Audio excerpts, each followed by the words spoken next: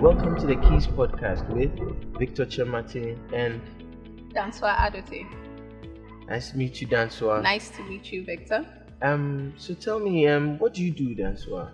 I'm into real estate consulting. Basically, I provide consultation services to individuals and also corporate institutions. So what made you get into real estate consulting? I think it's just been a gradual progression from my education. I went to KNUST, Red Land Economy, which is a real estate-based course. And so it was natural for me to look for careers that related to my course. So I started off doing valuation with a company called Ascenta Property Consulting. Then I moved to mortgage financing with Ghana Home Loans, which is now FNB Bank. And then real estate sales and marketing with Apollonia City. And leaving Apollonia City, I branched into full consultation, which is what I do now.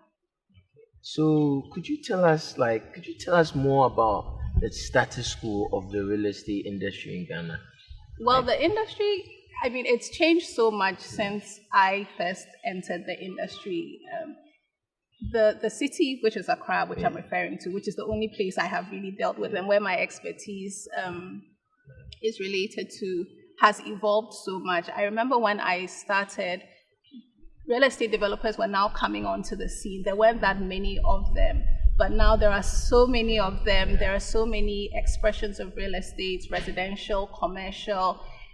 You see high-rise buildings coming up. You see more people wanting to acquire homes or buy land and build themselves. So I think we're in a very good state. I still think we're very much in the elementary state of real estate as far as the products that we have. And so that just gives me hope that the industry has a lot more potential to grow. That sounds very encouraging. Could you tell us some of the challenges facing the Ghana real estate industry and property industry? Okay, so challenges really have to do with funding. That's the cost of property. So the cost of properties themselves, the cost of financing property if you wanted to take a mortgage or a loan, for instance.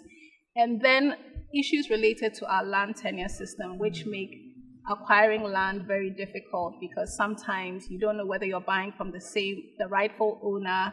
You can get embroiled in a lot of litigation. So that deters individuals from even trying. And those, for me, are the major bottlenecks in the industry. That sounds interesting. And so you mentioned like financing homes. And could you tell us more about what you think about mortgages in Ghana and sort of what you should consider when you're trying to get a mortgage, or should you get a mortgage? Yeah, I think the concept of mortgages is a very good thing. Giving people the opportunity to get the funds to buy or build their home and pay over a protracted period of time makes it accessible for a lot of people. However, one of the challenges is that mortgages aren't wholesale accessible.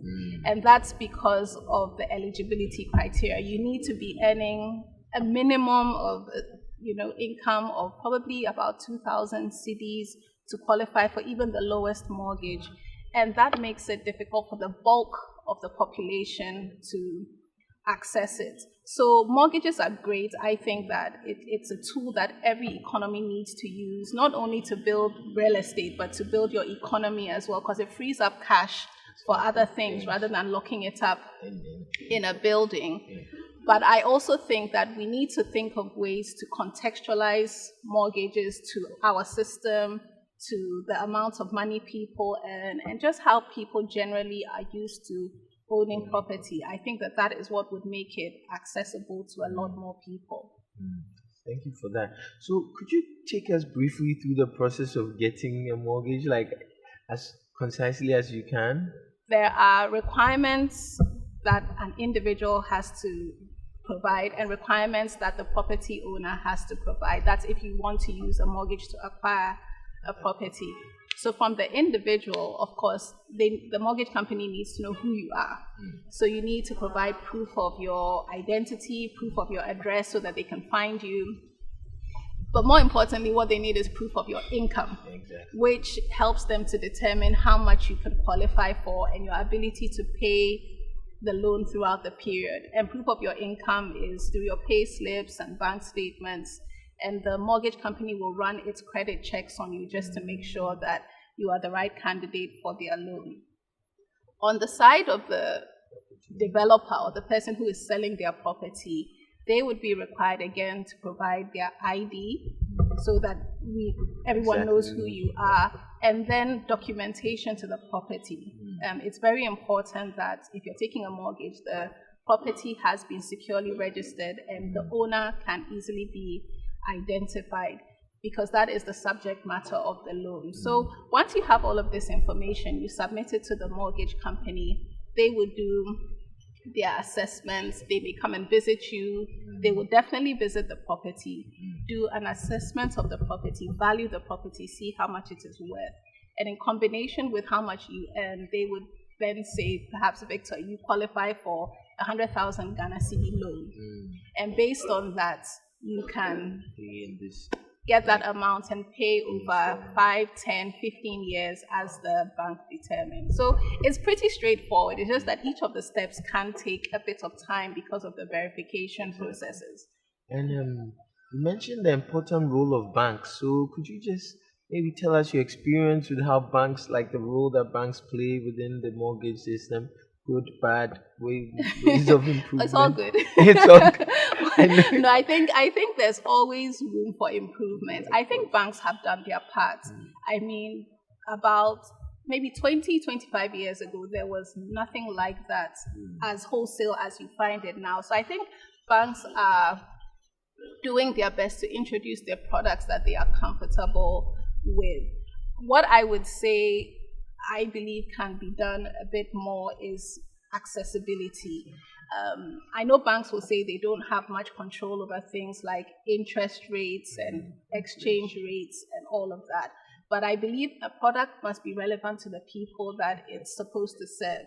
So a bit more research into the population the product is supposed to serve can make sure that we get the right product for the people, and again makes the product more accessible. So I do think banks are doing a good job. Every now and then you see them making tweaks to their products, but like I said, there's always room for improvement. Thanks for that. So could you tell us what one should consider when they are looking for property in Ghana? Okay, so fundamentally, property depends on the objective you're going to use the property for. You may be buying something to live in, you may be buying something for an investment, you may be buying something for a holiday home, as a legacy for your children, and all of these objectives help you understand what you should buy, where you should buy, and when you should buy. But if I'm going to focus on what people mostly buy property for, which is to live in, it's important to understand your own finances, to know what it is that you can reasonably afford. And beyond the finances, it's also important to understand your circumstances and your lifestyle, especially if you have children. Where do your kids go to school? Where do you work? If you don't have the opportunity to work from home, where do you work? How long is that commute? And all of this helps you to figure out not only how much you should spend, but where you should spend, because location does matter. So you may think that lands are cheap in location X. So let me go to location X. But you realize that you may over time be spending so much more transport, maintenance, time. Time is, valuable currency as well.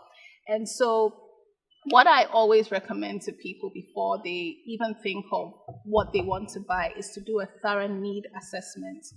What do you really need at this point in your life? Because, unlike our parents who built a house and stayed in it, things are changing, and you don't have to live in the same house because your needs change. Exactly. You probably start off as a single person, get married, have a few kids. The kids will actually leave, and so you realize that your housing needs over your adult life do not remain the same. So knowing these needs will help you know what you need at any point in your life.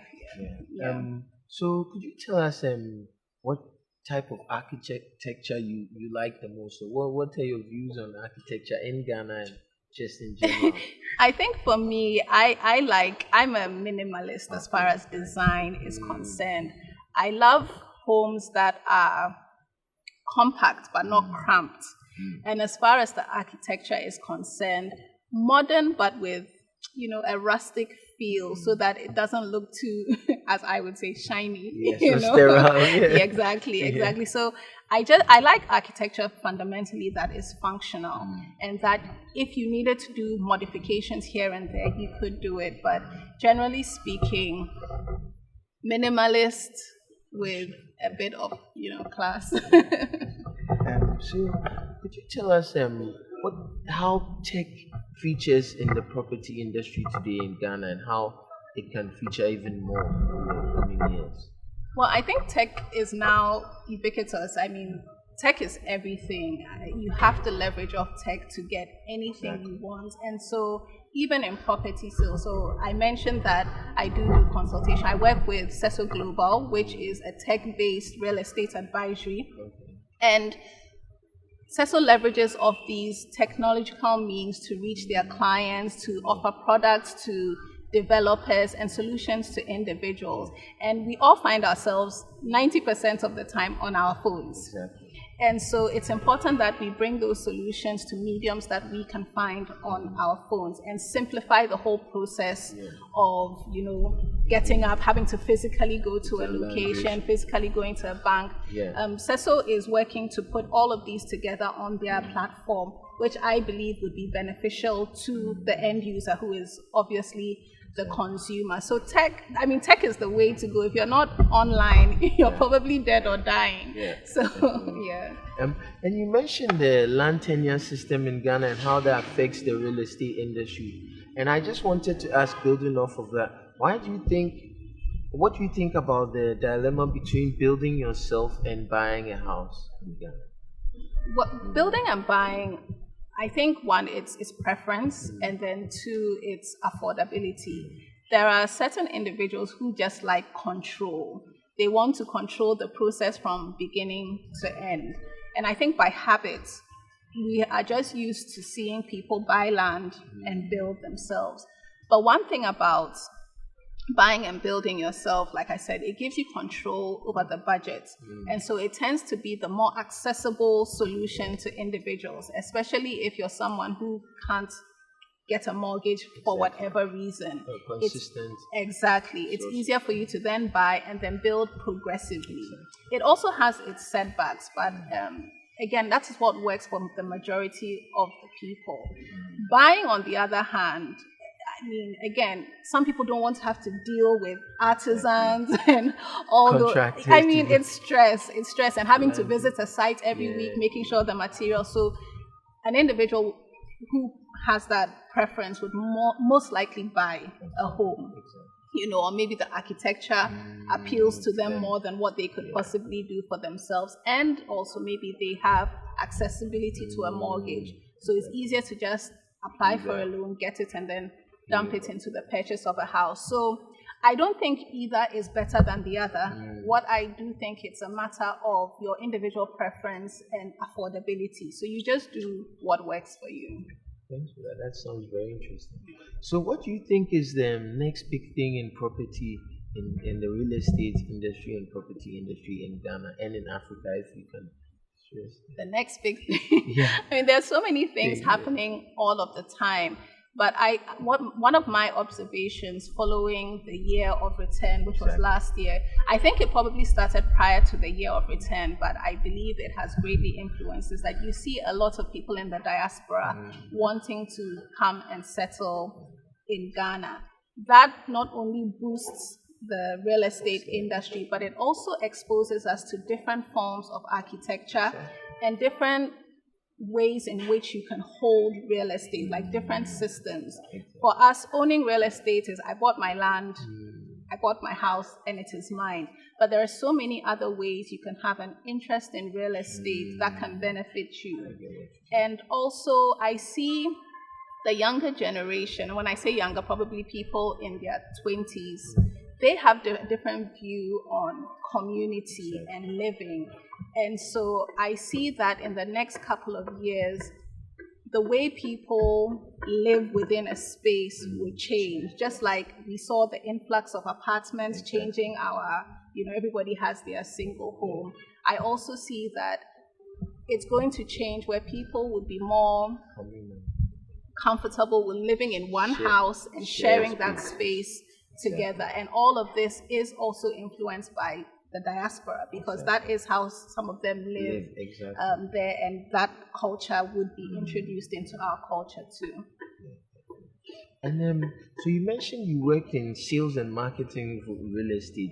So could you tell us about sort of the structure or the intricacies of like marketing real estate, like in your experience?